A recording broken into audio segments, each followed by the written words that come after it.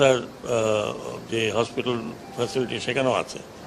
তো এটা খুবই মারাত্মক। মানে তার মানে হচ্ছে যে আমরা সিভিলিয়ানকে আর্ম করেছি। এই প্রসঙ্গে একটু বলবো, আমরা মাঠে আসলে পুরো সময়টাই ছিলাম। আমরা দেখেছি যে বিভিন্ন পয়েন্টে, যাত্রাবাড়ি থেকে শুরু করে মোহাম্মদপুর যেসব পয়েন্টে গিয়েছি, মিরপুর আওয়ামী লীগের সশস্ত্র নেতাকর্মী, পুলিশ। আমি কোন লীগ বুঝি না। আমার কথা হচ্ছে যে প্রহিবিটেড বোর্ড, 1 নম্বর প্রহিবিটেড বোর্ড নিশ্চয়ই বুঝেন, যেটা বাইরে পাওয়া যায় না। হ্যাঁ, নিষিদ্ধ বোর্ড, যেটা সিভিলিয়ানের হাতে যাওয়ার কথা না, সেটা অথরাইজড পুলিশকে করা হয়েছিল, র্যাবকে করা হয়েছিল। সেই ওয়েপন কিভাবে এদের হাতে গেল এবং এই ওয়েপনের ফায়ারিংটা এই আপনার আনসারদের, ওরা তো বাইরে হয়নি, 1জন 2জন হয়তো ছিল, তাদের ওখানে ফায়ার করলো। এবং আমাকে ভিডিও আমি দেখলাম, একটা সিভিলিয়ান ছেলে 7.62 হাতে নিয়ে চলে গেছে। তার মানে এই রাইফেল আর ফেরত আসে নাই। এটা হতে পারে একটা দেশে? কেমন কথা? মানে এক ধরনের, মানে কি বলবো, আমি এই ধরনের স্বৈরাচার ব্যবস্থা দেখি নাই। আপনারা ওই আর্মির লোকজন আসছে, তাদেরকে স্বৈরাচার বলেন? তারা তো রাইফেল তো কোনো সিভিলিয়ানের হাতে তুলে দেয়নি। এখন এই রাইফেলগুলো মিসিং। তো এই প্রসঙ্গে আমি একটা সুযোগ পেয়ে বলছি, যাদের হাতে এই আনঅথরাইজড ওয়েপন আছে, আগামী 7 দিনের মধ্যে তারা নির্দিষ্ট থানায় জমা দেবেন। যদি জমা না দেন তাহলে 2টা চার্জ লাগবে। একটা হচ্ছে অবৈধ ওয়েপন, আর একটা হচ্ছে সরকারি নিষিদ্ধ ওয়েপন আপনাদের হাতে। সেটার জন্য আন্তর্জাতিক আদালতও যাওয়া যেতে পারে, যে একটু কোথা থেকে পেয়েছেন। This is known as prohibited board, নিষিদ্ধ বোর্ড 7.62। আমার পিছনে যারা আছেন সেনাবাহিনী অফিসার, ওনারাও সেনাবাহিনী অফিসার, জিজ্ঞেস করেন এটা প্রোহিবিটেড বোর্ড কিনা। This is known as prohibited board. তো সেটা কিভাবে গেল? এখানে আনসারদের যা দেখলাম, যা আমি ছবি দেখলাম, তাতে বেশিরভাগই হচ্ছে ইয়াং ছেলে, সিভিল ড্রেস পরা। হু আর দিস পিপল? আমরা শিওর চেষ্টা করবো এদেরকে খুঁজে বের করা। আর যদি ভালো চান, আমি অফার করছি, এই রাইফেলগুলো ফেরত দিতে হবে ইন 7 days টাইম। আজকের থেকে 7 দিন মানে কয়দিন?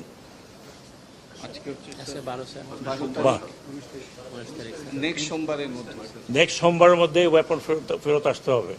আর যদি না আসে, আমরা ওয়েপন হান্টে যদি কাউকে পাই, তাহলে তার বিরুদ্ধে 2টো চার্জ লাগবে। এবং আমি জানি না এটা যাবজ্জীবন হবে কী হবে বলতে পারবো না আইনের মধ্যে, but that's what it is.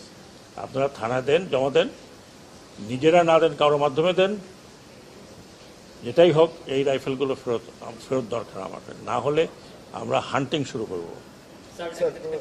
গণমাধ্যমের খবর অনুযায়ী 3 দিনে 4, 5 এবং 6 এই 3 দিনে প্রায় 350 মানুষ মারা গেছে, পুলিশ, সিভিলিয়ান সহ। তো এই যে 300 মানুষ মারা গেছে, আপনারা এক্স্যাক্টলি আইডেন্টিফাই করা সম্ভব হয়েছে? মানে এখন তো অনেক লম্বা প্রসিডিউর। শোনেন, আপনি কোন চ্যানেল? যমুনা টেলিভিশন। আমি কালকে একটা কথা বলেছি, সেজন্য আমি অত্যন্ত দুঃখিত। আমার রাগের মাথায় বলছি যে আবার চাটুকারি করবেন, বন্ধ করে দেবো। এটা আমার কাজ না। হ্যাঁ, অ্যাকসেপ্ট যমুনা টেলিভিশন, সবার সামনে বলতেছি, যমুনা টেলিভিশন কিছু দেখাচ্ছিল, তারপরে দেখলাম বন্ধ হয়ে গেছে। তো এটা ভবিষ্যতে আমি আশা করি, আমরা থাকি না থাকি, যারা পলিটিক্স করবেন তারা যদি এটা করেন, তাহলে আপনাদের যারা মিডিয়া, আপনারা স্ট্রাইকে চলে যাবেন। কি আছে 1 মাস না খেয়ে থাকে? মরে তো যাবেন না। আমি তাই ভাবছিলাম যে যমুনা টিভি দেখাচ্ছে, বাকিরা কম্পিটিশনে দেখালে অন্তত মানুষ দেখতে পারতো যে কি ভয়ঙ্কর। আমরা ইউটিউবে দেখছি, তখন ইউটিউবে দেখলাম। তো আমি কালকে যে কথাটা বললাম, ওই জন্য আমি কোনো মিডিয়াকে বন্ধ করা, আমি মোটেও পক্ষপাতী না। আমি সব মিডিয়াতে গেছি, প্রত্যেকে চিনি আমি। একটা বিষয় একটু টক শোতে গেছি। জি, ডেফিনেটলি। না হলে আমরা এখানে কি জন্য আছি? কমিটি না, শুধু কমিটি না, আন্তর্জাতিক পর্যায়েও আমাদের সাহায্য চাইতে হবে যে এই ঘটনাটা কেন ঘটলো বাংলাদেশে। আমি তো অলরেডি রেকমেন্ড করেছি, আবার যখন নেক্সট মিটিং হবে সেখানে জোরালোভাবে আমি বলবো যে এটা কমিটি করা হোক, কীভাবে, কারা হুকুমদাতা, কেন হয়েছিল।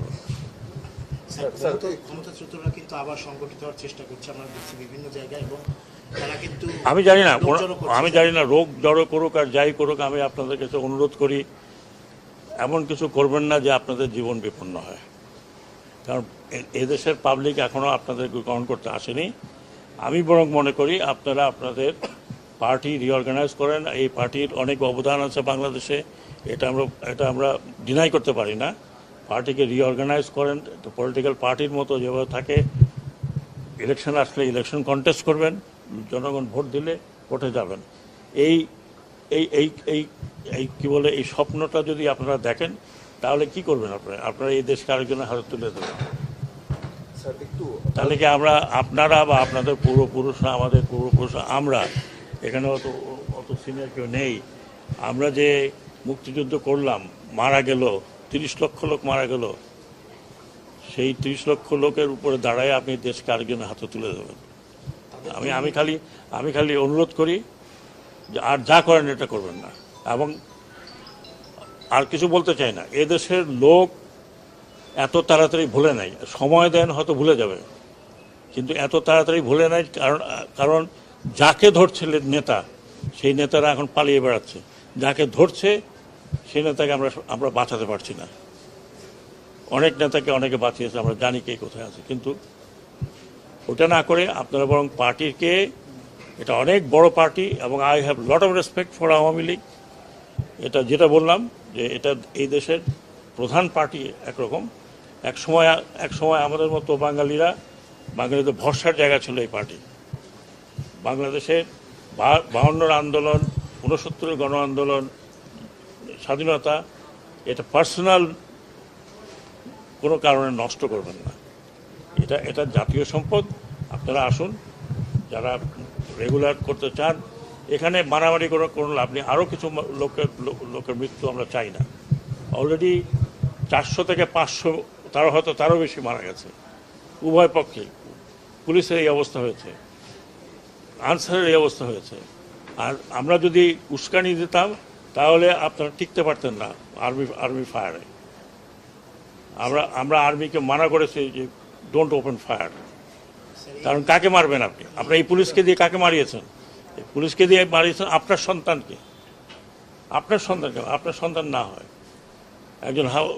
একজন পুলিশের যে সদস্য কি বললেন যে স্যার কটা গুলি লাগে একটা ছেলেকে, তার ছেলের লাশ।